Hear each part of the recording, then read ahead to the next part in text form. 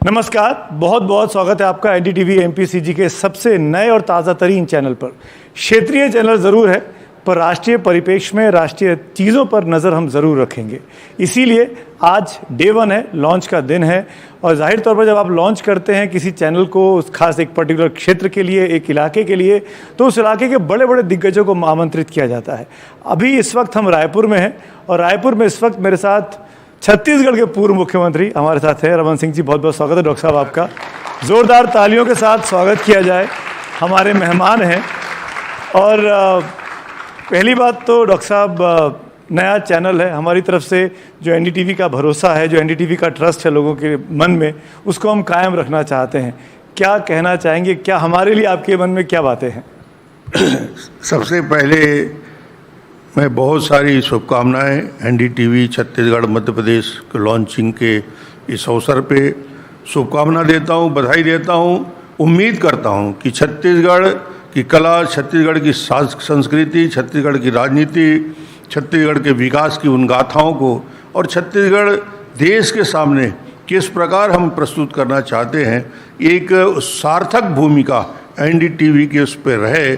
और निश्चित रूप से जो हमारा अनुभव है इस पर आप सफल हो, ये मेरी शुभकामना।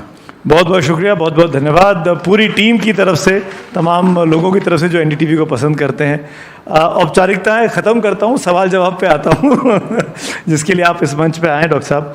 पहला सवाल तो यही, क्योंकि चुनाव का मौसम है, 2-3 महीने के अंदर चुनाव हो जाएंगे, नवंबर दिसंबर के महीने तक आते आते।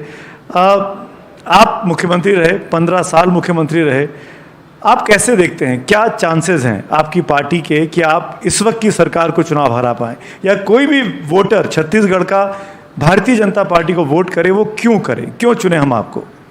भारतीय जनता पार्टी को वोट क्यों करे? क्योंकि सबसे बड़ा कारण मुझे लगता है कि जो हालात में परिवर्तन आया है, 15 साल भारतीय जनता पार्टी विकास की गंगा बह रही थी, शांति का टापू बना हुआ था छत्तीसगढ़, देश और दुनिया में एक पहचान बनाने में सफल हुआ था, एक विकसित तेजी के साथ विकास करते हुए राज्य के रूप में। वो छत्तीसगढ़ आज भ्रष्टाचार का गढ़ बन गया है, अपराध गढ़ बन गया है। जितना करप्शन, जितना भ्रष्टाचार इस 4.5-5 साल में हमने देखा, हिंदुस्तान में मैं नहीं समझता इससे भी ज़्यादा कोई करप्ट सरकार काम कर रही हो जो छत्तीसगढ़ में भूपेश बघेल के नेतृत्व में सरकार काम कर रही। सारे क्षेत्रों का अवमूल्यन हुआ है। ये स्थिति बन गई कि कलेक्टर को अब कलेक्टिंग एजेंट कहने जाने लगा। ये भूमिका बदलते बदलते पूरे प्रशासन तंत्र को भ्रष्टाचार के जाल में बिछा दिया।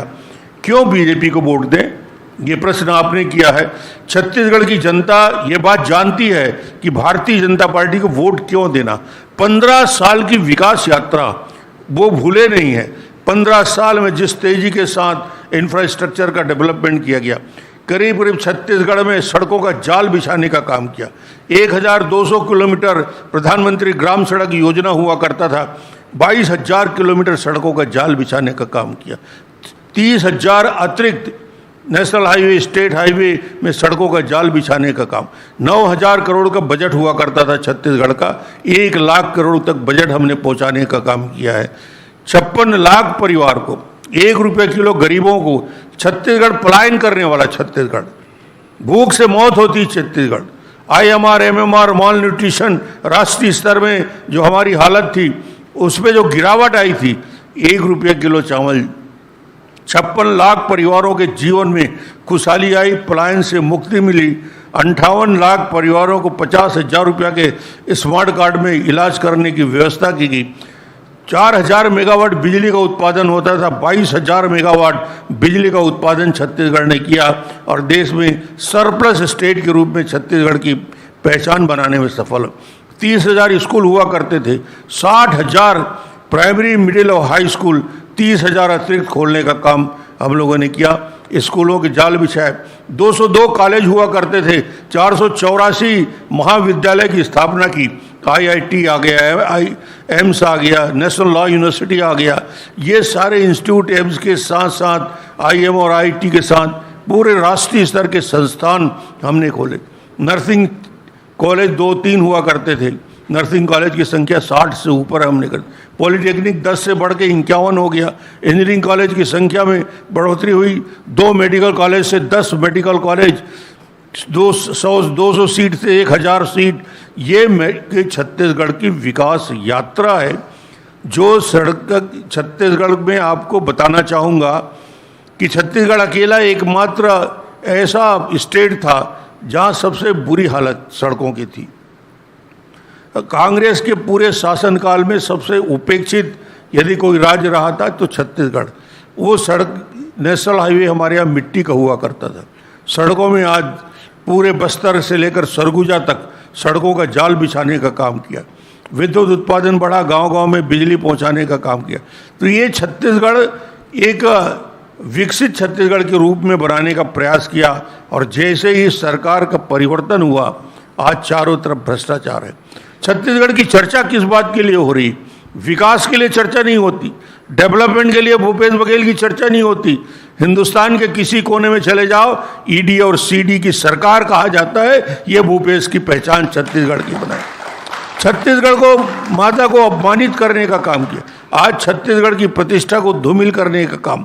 मुझे लगता है इस सरकार ने जिस प्रकार के घोटालों की श्रृंखला लाई, 2000 करोड़ का शराब घोटाला, छत्तीसगढ़ मुझे लगता है कि हिंदुस्तान का पहला राज्य होगा जहां शराब के दुकान पे खुलेआम अवैध शराब 40% बिना हॉल मार्क लगाए, बिना वेट किए, बिना एक्साइज ड्यूटी लगाए 40% अवैध शराब छत्तीसगढ़ में बिकता है। इसको प्रमाणित ईडी ने कर दिया। 2000 करोड़ का घोटाला, 13,000 करोड़ का चार्जशीट। भूपेश जी पूछते हैं कि क्या किया ईडी ने? ईडी ने 180 करोड़ रुपया की संपत्ति जब्त की है। उन लोगों के पास संपत्ति जब्त की है जिनकी तनख्वाह 40,000 और 50,000 रुपया। करोड़ों की संपत्ति कहाँ से बनाए? ये पूरा का पूरा शराब माफिया का कुचक्र चल रहा है। ये छत्तीसगढ़ है जहाँ पे 540 करोड़ का कोल घोटाला होता है। कोयले का एक बहुत बेहतर सिस्टम हमने बनाया था 15 साल में। कोयले का डीओ जो होता है, डिस्पैच ऑर्डर, हमने उसको ऑनलाइन करने की व्यवस्था की थी ताकि करप्शन से मुक्ति पाई जाए।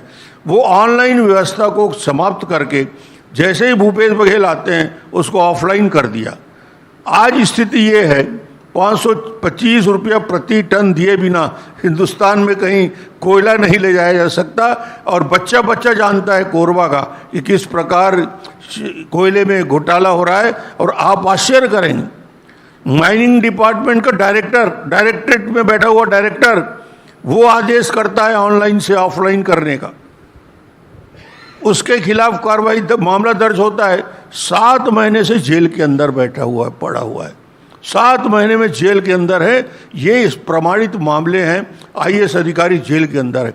करप्शन की लंबी श्रृंखला छत्तीसगढ़ में इन्होंने किया। ये न केवल अकेले शराब घोटाला कर रहे हैं, बल्कि आज मैं कहता हूँ कि गांव-गांव में करप्शन। ये 1300 करोड़ रुपया का छत्तीसगढ़ में शायद पहली बार हुआ है गौठान का घोटाला हुआ है।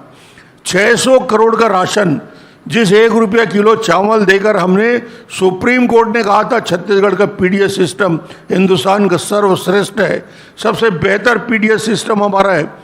उसी राज्य में आज पीडीएस में 600 करोड़ का घोटाला भूपेश के सामने होता है।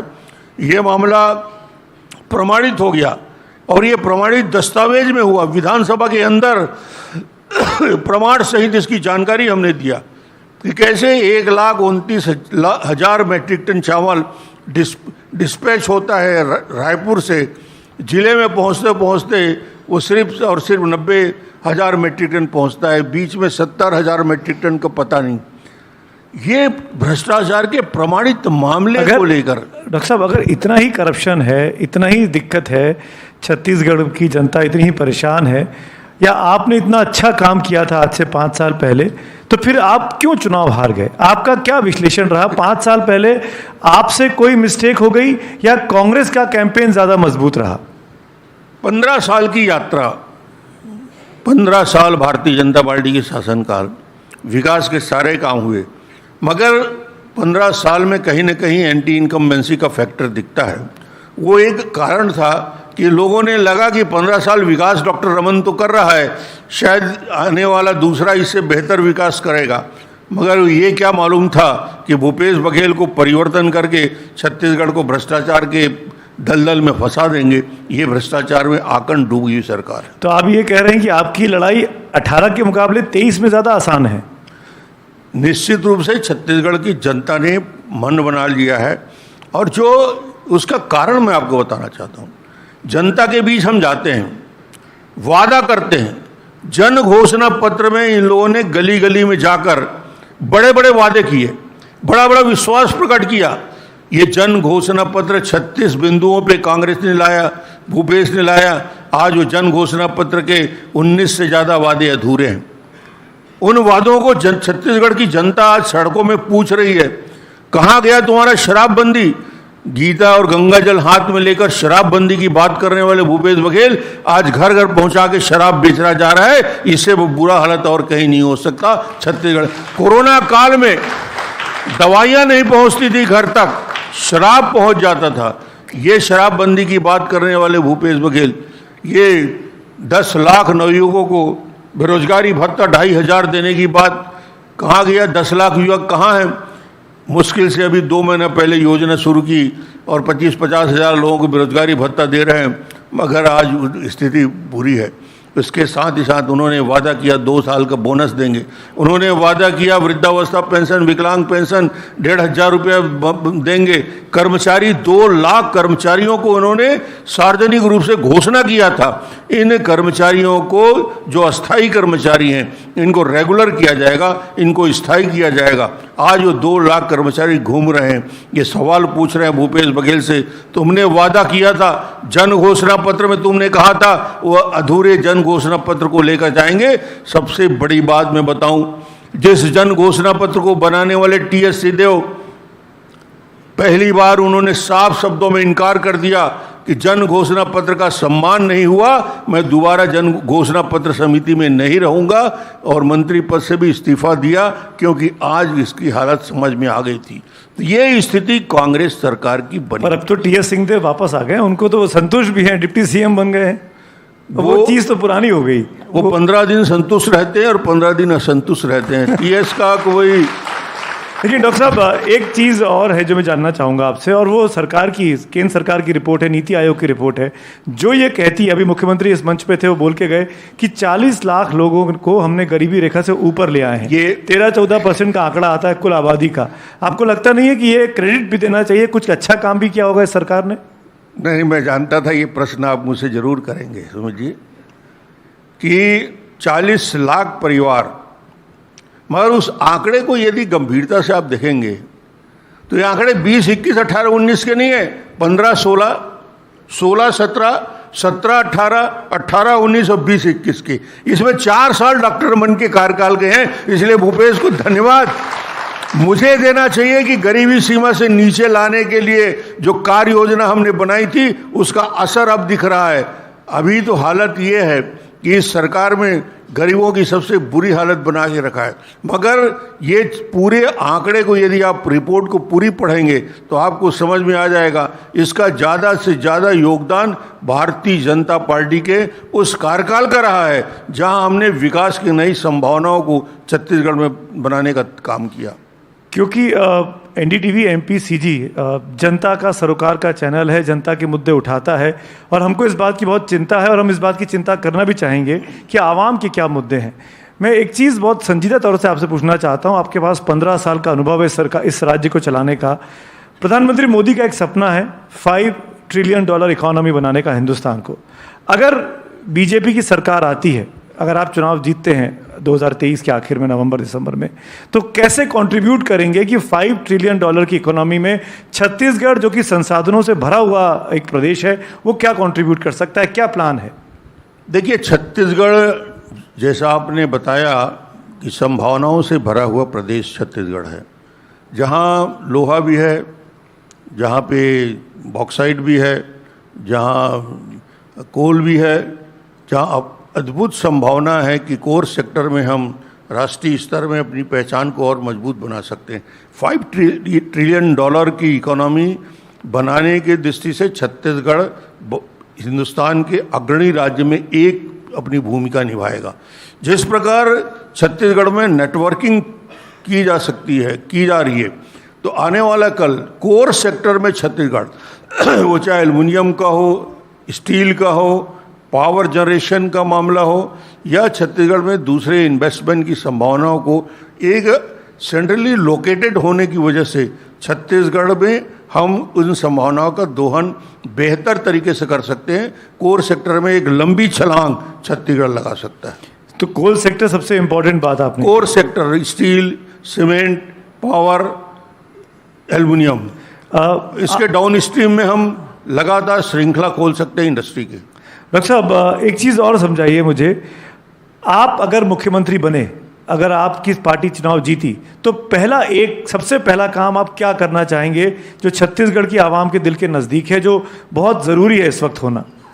सबसे पहला काम आज छत्तीसगढ़ की जनता जो चाह रही है, देख रही है, इंतजार कर रही है, छत्तीसगढ़ को पूर्णतः भ्रष्टाचार मुक्त बनाना। भ्रष्टाचार में सबसे ज़्यादा पीड़ा यदि किसी की है, पीड़ित यदि किसी से है, पटवारी से लेकर कलेक्टर तक, नीचे से लेकर ऊपर मुख्यमंत्री तक, यदि आज छत्तीसगढ़ की पहचान कांग्रेस पार्टी की एटीएम के रूप में हो रही है, तो इससे बड़ी बात और क्या हो सकती है? छत्तीसगढ़ की स्थिति राष्ट्रीय स्तर में कहाँ तक पहुंची है? तो कैसे रोकेंगे? भ्रष्टाचार तो ऐसी चीज है, बड़े बड़े कुछ नहीं कर पाते, वो तो चलता ही रहता है। जैसे इकोनॉमी चलती है वैसे करप्शन चलता रहता है। आपके पास क्या फॉर्मूला है? छत्तीसगढ़ में करप्शन को मुक्त करने की हमने करके दिखाया है। 15 साल छत्तीसगढ़ में जो ट्रांसपेरेंसी के साथ हमने काम किया, जो निर्णय, आप नीतिगत फैसला लेते जाइए। मैं मंत्री रहा, कोल मिनिस्टर, 15 साल मेरे पास कोल डिपार्टमेंट रहा, मैंने सबसे ज़्यादा कोल के ब्लॉक का आवंटन किया, मगर हमने जो पॉलिसी बनाई थी, नीति बनाया था, इतनी ट्रांसपेरेंसी के साथ बनाया था कि आज 15 साल माइनिंग के मिनिस्टर रहने के बाद भी एक आरोप कोई लगा नहीं सकता। ये डॉक्टर मन ने विश्वसनीयता बनाई। हमने आयरन के बारे में, स्टील के उद्योग के बारे में, value addition within state policy बनाई कि जो स्टेट में ब्लॉक उसको मिलेगा जो यहाँ वैल्यू एडिशन करेगा, जो वैल्यू एडिशन करने के लिए आए उनको हमने माइन से दिया। तो ये नीतिगत फैसले, नियत और नीति दोनों होनी चाहिए। सिर्फ नीति से फर्क नहीं पड़ता, नीयत भी होनी चाहिए। और हमने पॉलिसी ही नहीं बनाई, उसका 100% क्रियान्वयन कराया। यदि आप नीतिगत फैसले बेहतर लेते, जैसे पीडीएस को कहा जाता था कि दुनिया का सबसे करप्ट सिस्टम है, मगर उस पीडीएस को हमने हिंदुस्तान का सबसे बेहतर सिस्टम 5 साल में बना के दिखा दिया और सुप्रीम कोर्ट को कहना पड़ा ये है पीडीएस। यदि आप फैसला लेते हैं और क्रियान्वयन करते हैं और आपकी नीयत सही है, तो ये जो भ्रष्टाचार के आवरण है वो अपने आप हटते जाएंगे। नीति और नियत ये दोनों अगर पाक साफ हैं तो कोई दिक्कत नहीं है। कोई दिक्कत कभी हो नहीं सकता, आप कितने दिन और कैसे भी शासन में बैठे। डॉक्टर साहब कुछ सियासी बातें भी कर लेता हूं क्योंकि चुनावी मौसम है। ये सब तो विकास की बातें हुई क्योंकि बीजेपी ने अपनी पहली लिस्ट अनाउंस कर दी है, 21 लोगों के नाम आ गए हैं और ये बड़ी हलचल हुई कि मुख्यमंत्रियों के नाम ही नहीं आए, जो सिटिंग विधायक है उनके नाम ही नहीं आए। तो क्या ये चर्चा भी है कि सभी विधायकों को बदला जा रहा है, सभी नए चेहरे दिए जाएंगे? देखिए, अभी 3 महीने का समय है और टीवी वालों के पास कोई काम रहना चाहिए। बहुत काम होता है सर हमारे पास। जहाँ तक सवाल है, 21 प्रत्याशी को हमने पहले डिक्लेयर कर दिया और नाम, इसमें प्रक्रिया ये थी जो पहले दिन तय हो गया था कि ऐसे विधानसभा को सेलेक्ट किया जाए जहां लगातार 2 बार हम पिछड़े रहे। जिन विधानसभा में लगातार 2 बार भारतीय जनता पार्टी हारती रही है, जहां भारतीय जनता पार्टी की आधार कमज़ोर है, उन सीटों को चयन करके उनको प्राथमिकता के आधार पे 21 सीटों का चयन किया गया है। उसमें एससी भी है, ओबीसी सीट भी है, कॉस की भी है और सभी सीटें हैं। तो ऐसे 21 सीटों का चयन किया गया। इसमें मुख्यमंत्री, पूर्व मुख्यमंत्री और दूसरे लोगों को या मंत्रियों को विषय नहीं था, जो धीरे धीरे इस सूची को और इम्प्रूव करते जाएंगे। शायद ऐसा लगता है कि भारतीय जनता पार्टी इस बार चुनाव के पहले बहुत तेज़ी के साथ अपने प्रत्याशियों को उतारेगी। आपका क्या, राजनीति के एक छात्र होने के नाते मैं आपसे पूछ रहा हूँ, आपका क्या आकलन है कि छत्तीसगढ़ की जनता जब वोट करती है विधानसभा के लिए तो कुछ और सोचती है, जब 3-4 महीने के बाद लोकसभा होता है, 18 और 19 का एग्जाम्पल देखिए, तो कुछ और सोचती है? ऐसा क्या है कि केंद्र में तो उनको नरेंद्र मोदी पसंद आते हैं, पर राज्य में उन्होंने बदलाव कर दिया पिछली बार, इस बार ऐसा क्या ना हो, इसके लिए क्या कर रहे हैं आप? नहीं, इस बार हो जाए, राज्य की सरकार बदल जाए और केंद्र में फिर से मोदी जी को वोट मिले, ये लक्ष्य बना के हम चलेंगे। हमारा लक्ष्य तो यही रहेगा कि भारतीय जनता पार्टी को स्पष्ट बहुमत के साथ छत्तीसगढ़ में हम जीत के आए, और उसके लिए रणनीति के साथ, कार्य योजना के साथ हम काम कर रहे हैं। हमारे पास 2 ताकत है, 15 साल के विकास के काम जिसमें छत्तीसगढ़ के एक एक क्षेत्र को विकसित किया गया, और दूसरा मोदी जी के कार्यकाल का स्वर्णिम जो कार्यकाल है, उस कार्यकाल में जो विकास के अद्भुत काम हुए उनको लेकर जनता के बीच जाएंगे। आपके मन में इस बात का दुख है कि आपको चेहरे के तौर पर प्रोजेक्ट नहीं किया जा रहा कि आप हमारे मुख्यमंत्री होंगे, क्योंकि सामूहिक नेतृत्व की बात की जा रही है, सामूहिक नेतृत्व पे लड़ेंगे, रमन सिंह का नाम आगे नहीं आ रहा? डॉक्टर साहब, नहीं, आपको पुरानी बात याद दिला दूं, 2003, 8 और 13, 2003 में और 2008 में, 2013 में कभी डॉक्टर रमन को चीफ मिनिस्टर के नाते ना प्रोजेक्ट किया गया, ना मेरे नाम से चुनाव लड़ा गया। हम चुनाव लड़ते हैं भारतीय जनता पार्टी की तरफ से, और जब चुनाव हो जाता है, विधायक दल की बैठक होती है और 1 घंटा में हम मुख्यमंत्री का चयन कर लेते हैं। कोई चेहरा प्रोजेक्ट करने का भारतीय जनता पार्टी में छत्तीसगढ़ की परंपरा नहीं रही है। अब तो कांग्रेस ने भी साबित कर दिया कि चेहरा कैसे गायब हो सकता है। भूपेश है तो भरोसा है, नारा लगाने वाले कांग्रेस, अब कांग्रेस ने भी कह दिया कि सामूहिक नेतृत्व से चुनाव लड़ा जाएगा, भूपेश का चेहरा नहीं होगा।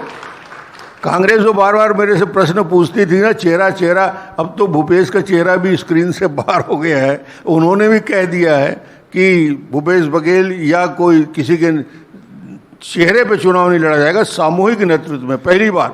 दूसरी बात, भूपेश जी की हालत छत्तीसगढ़ से बाहर मध्य प्रदेश देश में कैसी है।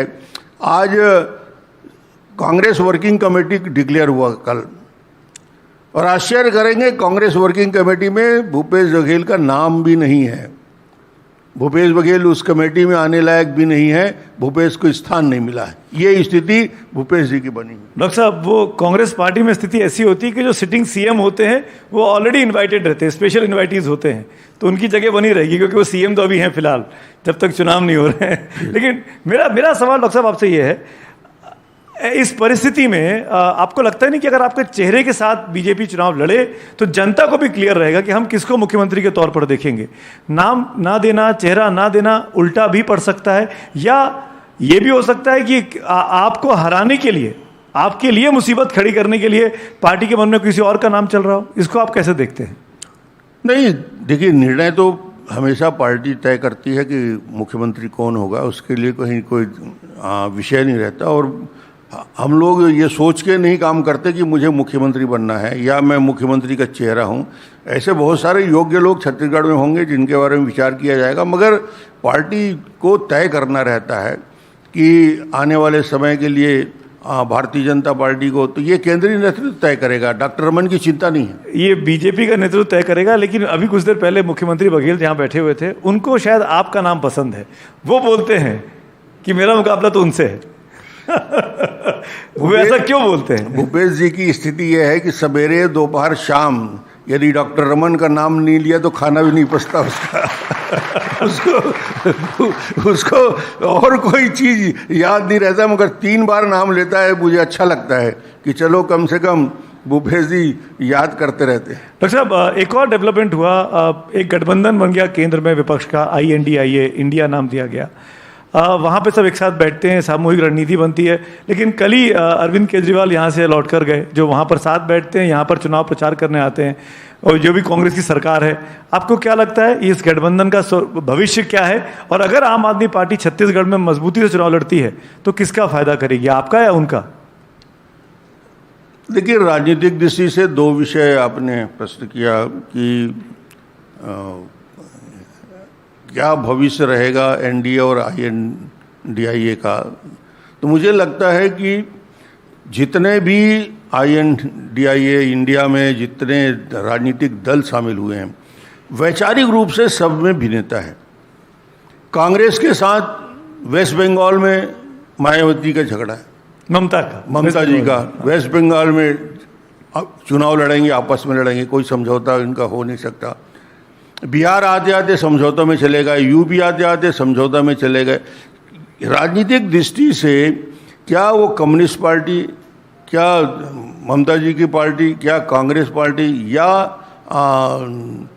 अन्य राजनीतिक दल जो वैचारिक रूप से अलग अलग विचार रखते हैं, क्या एक साथ बैठकर बात कर सकते हैं? वो पराजय की वजह से जब बाढ़ का पानी चढ़ जाता है तो नदी में, तो सब प्रकार के जीव जंतु एक पेड़ में चढ़ जाते हैं। जब बाढ़ का पानी उतरता है तो फिर अपनी अपनी जगह चले जाते हैं। तो अभी बीजेपी की बाढ़ से घबराए हुए हैं, तो एक दूसरे को देख नहीं रहे। जैसे ही बाढ़ का पानी नीचे आएगा फिर एक दूसरे से लड़ने लगेंगे। ये कभी एक साथ नहीं रह सकते। तो इसीलिए अरविंद केजरीवाल दिल्ली रायपुर आए लड़ने के लिए? नहीं, अरविंद ताल ठोक के गया है और बोला है कि हम यहाँ अपनी उपस्थिति देंगे, और अच्छी बात है। राजनीतिक दल के लोग आते हैं, उनका छत्तीसगढ़ में स्वागत है। लेकिन रमन सिंह जी, आम आदमी पार्टी को शहरी पार्टी कहा गया, भारतीय जनता पार्टी का वोटर भी शहरी माना जाता है।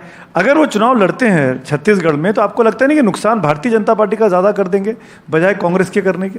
अभी की कोई अनुमान लगाना मेरे लिए भी कठिन है, और पर मुझे नहीं लगता कि किसको ज़्यादा नुकसान करेगा, कांग्रेस या हमें।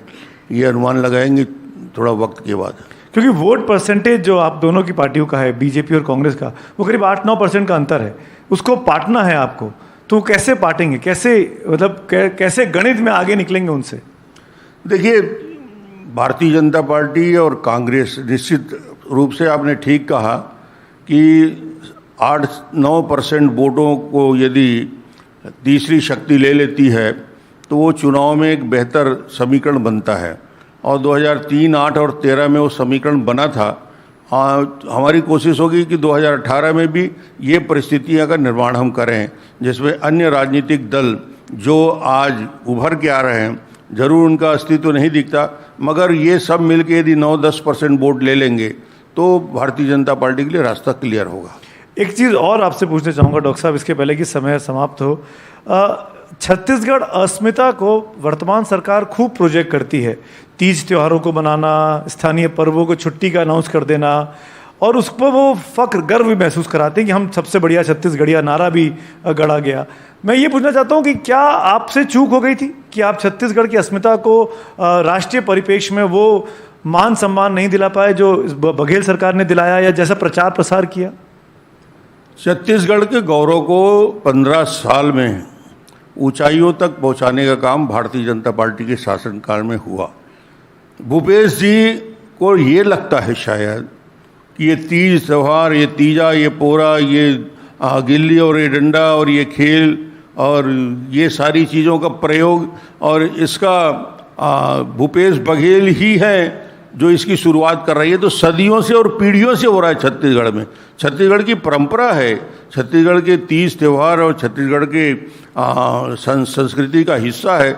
हम सब उसमें रचे बसे हैं, मगर इसको इन्होंने इस प्रकार जनता लोगों के सामने प्रोजेक्ट करना कि भूपेश आया है तो ये तीज त्यौहार आए हैं, ये नहीं है। छत्तीसगढ़ की तो सैकड़ों साल की परंपरा। और ये तो उस रास्ते पर भी चल रहे हैं जो बीजेपी का रास्ता, जिसको आप लोग कहते हैं हिंदुत्व का कार्ड, राम का नाम लेना, रामगमन पथ के निर्माण करना, मंदिरों का निर्माण करना, पुनरुद्धार करना। आपको लगता है कि आपके एजेंडे को हड़पने की कोशिश की है कांग्रेस सरकार ने?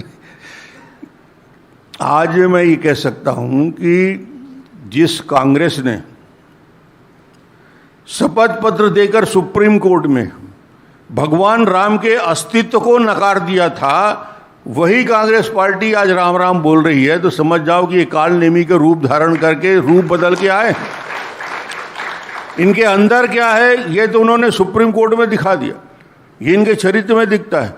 और जो हालात आज भगवान राम के नाम या छत्तीसगढ़ की संस्कृति की बात करते हैं, मगर आज छत्तीसगढ़ में यदि धर्मांतरण का कुचक्र चल रहा है, ईसाई मिशनरी के चक्र चल रहा है, इसमें सबसे बड़ा योगदान यहाँ के मुख्यमंत्री जी का है। सरकार के संरक्षण में छत्तीसगढ़ में आदिवासी क्षेत्र में धर्मांतरण का जाल बिछा हुआ है। ये स्थिति छत्तीसगढ़ में बना के रखा है। कहाँ की संस्कृति छत्तीसगढ़ को बचा के रखेंगे यदि छत्तीसगढ़ का पूरे आदिवासी ही धर्मांतरित हो गए तो छत्तीसगढ़ की संस्कृति समाप्त हो जाएगी। कुछ सर्वेज प्रकाशित हुए हैं जिसमें कांग्रेस पार्टी को एज दिखाई जा रही है। कुछ 55% पे हैं, कोई 60% पे हैं, कोई 65% पे हैं। आपने भी इंटरनल सर्वे कराए होंगे, आपकी पार्टी ने भी किए होंगे। मैं आपसे पूछना चाह रहा हूँ, जाते जाते हम आखिरी चरण में आ गए इस बातचीत के, आपके सर्वे क्या कह रहे हैं कि बीजेपी जीत रही है कि नहीं जीत रही है, और जीत रही है तो कितनी सीटों पर आ रही है? भारतीय जनता पार्टी छत्तीसगढ़ में जितने भी केंद्रीय स्तर तक और राज्य स्तर में हम लोगों ने आंकलन किया है, अलग अलग एजेंसी से भी बात की है, स्पष्ट रूप से मैं आज ये कह सकता हूँ कि भारतीय जनता पार्टी आने वाले चुनाव में पूर्ण बहुमत के साथ भारतीय जनता पार्टी सरकार बनाने जा रही है। इसमें अब कोई शंका नहीं रह गया। तो अगर पूर्ण बहुमत के साथ सरकार बना रही है तो क्या मैं अगले मुख्यमंत्री से इस वक्त बात कर रहा हूँ? ये निर्णय तो केंद्रीय नेतृत्व को करना है। मैं एक कार्यकर्ता की हैसियत से अपनी भूमिका का निर्वहन करूंगा।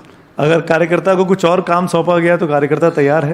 नहीं, जो जवाबदारी दी जाएगी उसके लिए मैं तैयार। बहुत बहुत शुक्रिया, बहुत बहुत धन्यवाद। तो ये थे थैंक यू छत्तीसगढ़ के पूर्व मुख्यमंत्री रमन सिंह जी, बीजेपी के सबसे कद्दावर चेहरा और नेता राज्य के। बहुत धन्यवाद आपका, आप सब तमाम लोगों का जो यहाँ इकट्ठा हुए। एक चीज़ ज़रूर बताना चाहेंगे कि चुनाव में अभी 3 महीने का वक्त बाकी है और एनडीटीवी एमपीसीजी ने ये शुरुआत की है आपके पास नेताओं का मन में क्या है वो लेके आने की। अब जनता को तय करना है कि उनको कौन पसंद आ रहा है और कौन नहीं पसंद आ रहा है। Thanks for watching. लेकिन एनडीटीवी पर खबरों का सिलसिला जारी है। Thank you.